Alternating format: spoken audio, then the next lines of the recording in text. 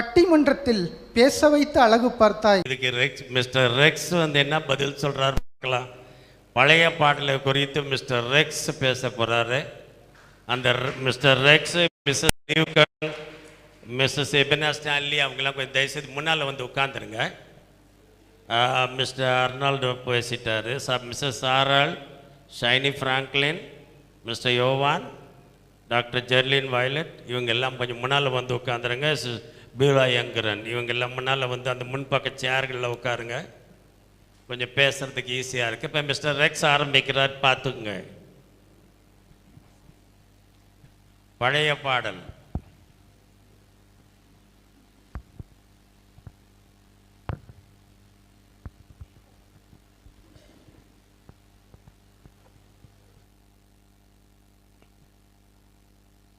இன்னும் மைக் சரியில்லையா?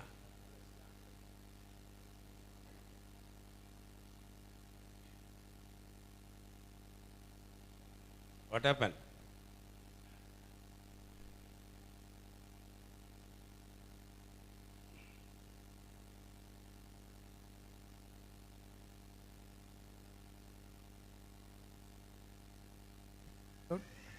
மூணு நிமிஷம் போயிடுச்சு. Praise the Lord. தேவன் அறிவிலேயே எண்ணி முடியாத ஈவுகளுக்காக அவரை நன்றி செலுத்துகிறேன். இன்று போதகருக்கு பிறந்த நாள். அதனால் என்னுடைய ரிக்வெஸ்ட் எது வேண்டுமானால் நான் கேட்கலாம், அவர் மறுக்க முடியாது. ஹலோ என்றாலே ஒரு மணி நேரம் பேசக்கூடிய பரம்பரையிலிருந்து வந்தவர்கள். எங்களுக்கு 5 நிமிடம் என்கிற மணி பத்தாது. நான் முயற்சி செய்கிறேன். இங்கு வருகை தந்திருக்கும் சபையின் ஒவ்வொரு தூண்களுக்கும் மற்றும் ஜொலிக்க வந்திருக்கும் ஒவ்வொரு நட்சத்திரங்களுக்கும் ஆண்டவராக இயேசு கிறிஸ்துவின் நாமத்தினாலே நன்றியும் வாழ்த்துதலையும் தெரிவிக்கிறேன். அன்பு இருந்தால் ஆளுமை இருக்காது, ஆளுமை இருந்தால் அன்பு இருக்காது. அன்பு ஆளுமை என்று இரண்டையும் ஒரு சேர அமைய பெற்று மெல்கிஷேத்தின் அபிஷேகமாகிய ராஜரிக ஆசாரியத்துவத்தை கொண்டிருக்கும் நமது அன்பு தகப்பனார் பாஸ்டர் ஜெக்சன் அவர்களே, உங்களை 70 வருடம் வாழ்த்துகிற இந்த தருணத்திலே நீங்கள் இந்த 70 வருட காலமாக தமிழ், மலையாளம், கன்னடம் என்று அநேக பழைய பாடல்களை நீங்கள் பிரசங்கத்திற்கு நடுவிலே அவ்வப்போது நீங்கள் சந்தர்ப்பம் கிடைக்கும் போதெல்லாம் பாடும்போது நேரடியாக அது எங்கள் இருதயத்தை தொட்டிருக்கிறது. குறிப்பாக ஆதாரம் நீர்தான் ஐயா, ஓ சோதரா போன்ற பாடல்கள். இன்று நாம் ஒரு அருமையான பாடலை கேட்டோம். அவைகளும் கூட நம்மளுடைய இருதயத்தை நேராக தொடக்கூடிய ஒரு பாடல் என்றால் அது பழைய பாடல்கள் தான்.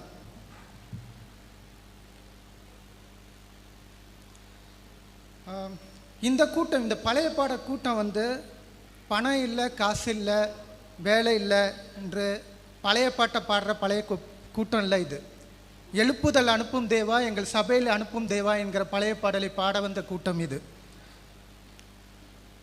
அருமையாக சிமியோன் சொன்னார், ஓல்ட் இஸ் கோல்டு என்று. இது எல்லாருக்குமே தெரிந்தது தான். நான் ஒரு விவசாயி எடுத்துக்கொண்டிங்கன்னா அவங்க ஒரு கஷ்டப்பட்டு வேலை செய்யும் போது அவங்க சாப்பிடுகிற உணவு பார்த்திங்கன்னா பழைய கஞ்சி. அந்த பழைய கஞ்சியோட ஸ்பெஷாலிட்டி என்னென்னா அது இம்யூனிட்டி நல்லா கொடுக்கும். ஈவன் நம்ம கோவிடில் கூட பார்த்தீங்கன்னா டாக்டர்கள் பரிந்துரைந்தது பழைய கஞ்சி கொடுங்க, அப்பொழுது உங்களுடைய இம்யூனிட்டி டெவலப் ஆகும். பழைய கஞ்சிலாம் சளி பிடிக்கும் சார். இப்போ சளி பிடிச்சா அதுக்கும் இருக்கு பழைய மருத்துவம், அதுக்கு கையா இஞ்சி, திப்பிலி போன்ற பழைய மருந்துகள் தான் அதற்கும் பெஸ்ட் என்று சொல்லுகிறார்கள். உங்களுடைய கோல்டு மெடிசின் போட்டால் உங்கள் மகன் கிட்டத்தட்ட 4 மணி நேரம் தூங்கி கொண்டிருப்பான். அதுதான் புதிய மருந்துக்கும் பழைய மருந்துக்கான வித்தியாசம்.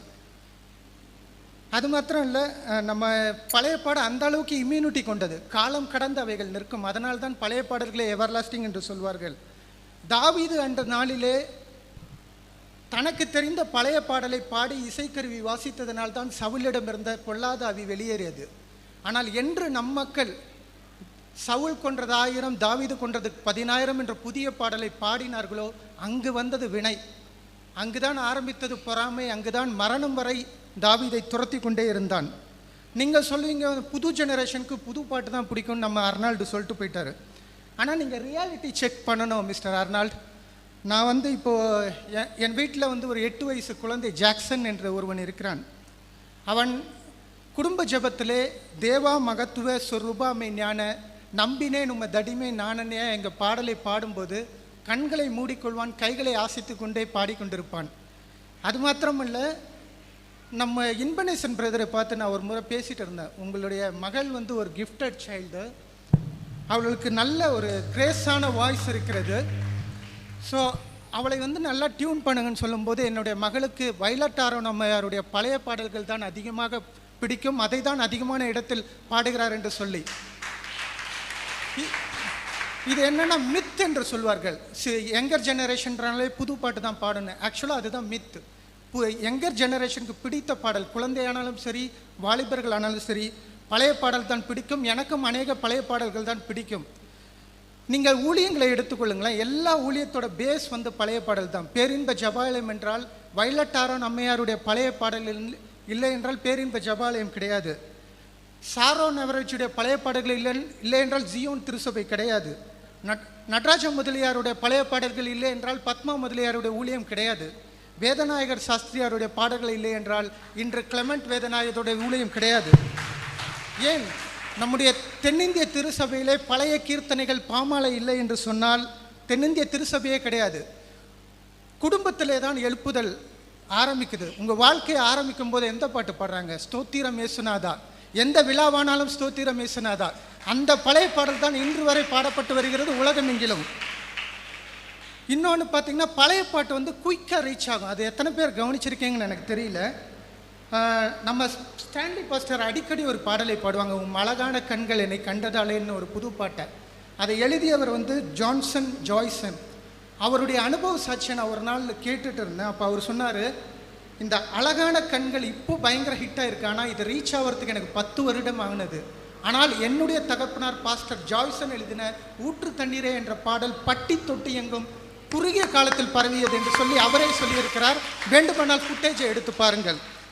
அது மட்டுமல்ல, டார்வின் எபனேசர் உங்களுக்கு தெரியும், கிருபை கிருபை கிருபை நிறைய ஹிட். அது அவரும் ஒரு தனியார் தொலைக்காட்சியில் பேட்டியில் சொல்லியிருக்கிறார், எனக்கு அது ஹிட் ஆவதற்கு 5 வருடங்கள் வந்தது. எனக்கு படிக்கலை, உயரலை, பட்டதாரி ஆகலை என்ற வரியை விட நம்ம அம்மா எழுதின உயர்வான கல்வியும் உத்தியோக பட்டமும் உலகத்தின் ஞானமும் என்னோடு சேருமோ என்கிற பாடல் அதிகமாக பிடிக்கும். நான் என் சொந்தக்கார வீட்டெல்லாம் இதை பாடும்போதெல்லாம் அவர்கள் திரும்ப திரும்ப சொல்வார்கள், எவ்வளோ கருத்துள்ள பாடல், நிச்சயமாக அவர்கள் முழங்காலில் தான் இந்த பாடலை எழுதியிருப்பார்கள் என்று சொல்லி. அந்த அளவுக்கு ரீச், குயிக் ரீச் என்றது பழைய பாடல் தான் கொடுக்க முடியும். ஏன் நமக்கு பாஸ்டருடைய மூத்த சகோதரி ஷீலா ஆண்டி வந்து ஒரு பாடலை பாடுவார்கள். கன்வென்ஷன் நான் கவனித்திருக்கிறேன். பின் ட்ராப் சைலன்ஸ் இருக்கும். இவ்வளி நெருக்கம் என்கிற பாடல், எப்பக்கத்திலையும் நெருக்கப்பட்டேன், எல்லா மக்களாலும் கைவிடப்பட்ட, நிந்தை அவமானம் நிந்தை வந்தது, எந்தையோ உம்மாலை இதை சகித்தேன் என்று சொல்லும்போது பின் ட்ராப் சைலண்ட், அப்படிப்பட்ட ஒரு தாக்கத்தை பழைய பாடல் தான் கொடுக்க முடியும். அது மட்டும் நாங்கள் முன்னாடி பார்த்திங்கன்னா இந்த ஊழியத்திற்கெல்லாம் போவோம். காஞ்சிபுரம் போன்ற இடங்களுக்கு, வேலூர் போன்ற இடங்களுக்கு நாங்கள் லாரியில் ஊழியத்திற்கு போவதுண்டு.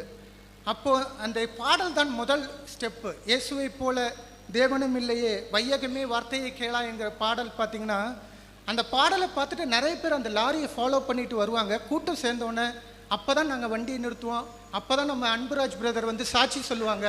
அதன் பிறகு இதுக்கு முன்பாக இருந்த இன்பராஜ் அவரும் சாட்சி சொல்லுவாங்க. அதன் பிறகு நம்முடைய போதகர்கள் ஜெபிப்பார்கள்.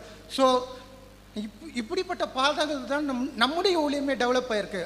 காஞ்சிபுரம், கொரட்டூர் போன்ற, பெரம்பூர் போன்ற எல்லா திருச்சபைகளும் அமையப்பட்ட காரணம் வையகமே என்ற வார்த்தை கேளா என்கிற பாடல் மூலமாக தான். அது மாத்திரமல்ல, ஓல்டு சாங்ஸ் உடைய ரீமேக் நம்ம பண்ணால் கூட அதுவும் பார்த்திங்கன்னா நல்ல ரீச். ஃபார் எக்ஸாம்பிள், எனக்கு வந்து ஒரு எம்கே பால் என்கிற சிங்கரை நான் கொஞ்ச நாளைக்கு முன்னாடி நான் அண்ணா நகரில் சந்திக்க ஒரு சூழல் வந்தது. அவர் சொன்னார், எந்த சபை என்று கேட்கும்போது வயலட் ஆரோன்னு சொன்னேன். அவர் சொன்னார், அந்த பாடல் மிகவும் கருத்துள்ளது, அதை நீங்கள் பிளேபேக் சிங்கரை வைத்து பாடினால் நன்றாக இருக்கும் என்று சொன்னால். ஆனால் அந்த கனவு சில வருடங்களுக்கு முன்பாக சிலுவை தியானங்கள் என்கிற சிடி வெளியிடப்பட்டது. அந்த ஆடியோ லான்ச் எத்தனை பேர் கவனித்திருக்கன்னு தெரியல. அவர் அந்த ஓனர் வந்து, அந்த ப்ரொடியூசர் வந்து அதை வந்து மொழிபெயர்த்தார்கள். அவர் ஆங்கிலத்தில் பேசினார், ஜோஷியா பிரதர் வந்து அதை மொழிபெயர்த்தார். அந்த ஃபுட்டேஜை எடுத்து பாருங்கள். அவர் சொல்லியிருப்பார், நாங்கள் எத்தனையோ காஸ்பல் சாங் ரெக்கார்ட் பண்ணியிருக்கோம், ஆனால் இதை ரெக்கார்ட் பண்ணும்போது தேவ பிரசனம் அப்படியே இறங்கினதை நாங்கள் உணர்ந்தோம். ஸோ அந்த பாடல்களிலே ஏதோ ஒரு கிருபை, ஏதோ ஒரு வல்லமை இருக்கிறது என்று அவர் வாய்மொழியாக சொன்னார். அது மாத்திரமல்ல, நம்ம துதிப்பேன் துதிப்பேன் தேவனே என்கிற பாடலை இயேசு விடுவிக்கிறார் ஊழியம். இதோட இரண்டாவது கவர் சாங் அவர்கள் போட்டிருக்கிறார்கள். அந்த இரண்டாவது கவர் சாங்கை நீங்கள் யூடியூப்ல போய் பாருங்கள். அந்த 2 பாட்டோட கமெண்ட்டையும் பாருங்கள். இந்த பாடலில் ஒரு உயிர் இருக்கிறது. இதை எழுதினவர்கள் நிச்சயமாகவே தேவ தரிசனத்தோடு தான் எழுதியிருப்பார்கள் என்று சொல்லி பார்க்குறோம். அவர்கள் இரண்டாவது கவர் சாங்கும் போயிட்டார்கள். நான் முடித்து விடுகிறேன் பாஸ், ஜஸ்ட் ஒரு 5 நிமிடம். அடுத்தது ஓல்டு சாங்ஸ் பார்த்திங்கன்னா அவங்க வந்து முழங்காலில் எழுதினாங்க. ஆனால் புதிய பாடல் வந்து அப்படி கிடையாது. புதிய பாடலுக்கு வந்து கவிஞர்களை உபயோகிக்கிறார்கள். நீங்கள் கவனித்தீர்கள் என்றால் இப்போல்லாம் பார்த்திங்கன்னா கவிஞர்களே வந்து, நான் சில எடுத்துக்காட்டை சொல்ல முடியும். அன்பிலே என்கிற பாடல் வந்து ஜெசிந்தன் என்கிற ஒரு ரைட்டர் எழுதினது. இது வந்து முழங்காலில் அவர்களாகவே தேவனால் அருளப்பட்ட பாடல்கள் அல்ல. காட்டுப்புறாவின் சத்தம் என்றால் அது சினிமா மெட்டில் எழுதினது. நான் ஜேம்ஸ் வசந்தன் என்கிற ஒரு மியூசிக் டைரக்டர், அவர் சினிமா துறையிலே இருப்பவர். அவர் வேதனையோடு ஒரு இன்டர்வியூ கொடுத்திருந்தார். என்னுடைய சமுதாயம் அவர்களும் இசைந்து சினிமா மெட்டு போடுவது எனக்கு வேதனையாக இருக்கிறது. இப்படி இருக்கும்போது உலகம் மாயை என்று நான் எப்படி என் தொழில் செய்பவரிடம் சொல்ல முடியும்? எப்படி வந்து நான் வந்து இது கிறிஸ்தவ வாழ்க்கை என்று பிரித்தெடுக்கப்பட்ட அனுபவம் என்று சொல்ல முடியும் என்று மிக வேதனையாக சொல்லி கொண்டிருக்கிறார். சில பாட்டெல்லாம் பார்த்திங்கன்னா நான் வேறு மாதிரி அப்படின்னு பாட்டு எழுதுகிறாங்க. அதை கேட்டாலே நம்மளுக்கு ஒரு மாதிரி ஆகுது. இன்னொன்று நான் அந்த சகாயம் ட்ரேடர்ஸில் ஒரு சிடி வாங்கும்போது ஒரு சிடி கொடுத்தாங்க. என்னாத்துமாவே கத்தரை ஸ்தோத்ரி. எப்படி பாடிருக்காங்கன்னா, என்னாத்துமாவே கத்தரை ஸ்தோத்ரி, என் முழு உள்ளமே அவருடைய பரிசுத்த நாமத்தை ஸ்தோத்ரி. இது ஒரு பாடல். இதை கேட்டு பிதா டென்ஷன் ஆகி கீழே இறங்கி வந்து ஏசப்பா அவரை கூல் பண்ணி, நான் பார்த்துக்கிறேன் சின்ன பையன் ஏதோ தெரியாமல் பண்ணிட்டான்னு சொல்லி ஏசப்பா கூல் பண்ணி வச்சுருக்கிறாங்க. எப்படி கொரோனாவில் ட்ரோனில் வந்து கிரிக்கெட் விளையாடினவங்களை துரத்துறாங்களோ அதேமாரி பிதா துரத்துக்கு ரெடியாக இருந்தார். நல்ல வேளை ஏசப்பா காப்பாற்றிட்டாங்க. அதுக்கப்புறம் பார்த்திங்கன்னா எங்களுடைய தகப்பனாருடைய ஜெனரேஷன், இப்போ பாஸ்டர் வேதமதி ஆகட்டும், பாஸ்டர் ஜீவனேசன் ஆகட்டும், வாலிப நாட்களில் அவங்களுக்கு பிபி சுகர் இந்த மாதிரிலாம் நான் கேள்விப்பட்டதே இல்லைங்க. ஆனால் இப்போ பாருங்கள் 30-40 வயசில் பிபி சுகர் வருது. ஏன்னா நீங்கள் ஃபுல்லாக புது பாட்டை கேட்டுட்டு இருக்கிறதுனால தான் இந்த பிரச்சனை. நம்மளுக்கு புது பாட்டை கேட்கறதுனால நம்மளுக்கு பிபி வருது, சுகர் வருது, மசாலா வருது, கண்ட கழுத வருது. ஸோ ஃபைனலாக நான் ஒன்று சொல்ல விரும்புகிறேங்க. நீங்கள் பழைய பாட்டிலேருந்து புது பாட்டிலேருந்து பழைய பாட்டுக்கு வந்தீங்கன்னா டெஃபினெட்லி இந்த பிபி பிரச்சனைலாம் தீந்துடும். ஃபைனலாக ஒரே ஒரு உயிருள்ள ஒரு சாட்சியை சொல்லிட்டு நான் என்னுடைய பகுதியை நிறைவு செய்கிறேன். கொஞ்ச நாளைக்கு முன்பதாக நம்முடைய சபைக்கு ஒரு ஆர்எஸ்எஸ்காரர் ஒருவர், அவர் வந்து அம்மாவுடைய முழு பாடலை யாரோ முழு வரிகளை பாடி காட்டியிருக்கிறார்கள். அவர் யார் என்று நுங்கம்பாக்கத்தில் ஒரு பாஸ்டரிடம் விசாரித்து அவர்கள் வந்து நம்முடைய பாஸ்டரை பார்த்து கேட்டிருக்கிறார்கள், இந்த பாடல் எழுதினது யாருன்னு. அப்போ அவங்க சொன்னாங்க, இது வந்து வயலட் ஆரோன், அவங்க இறந்து 20 வருடங்கள் ஆகிறது என்று சொல்லி அவரால் நம்பவே முடியவில்லை.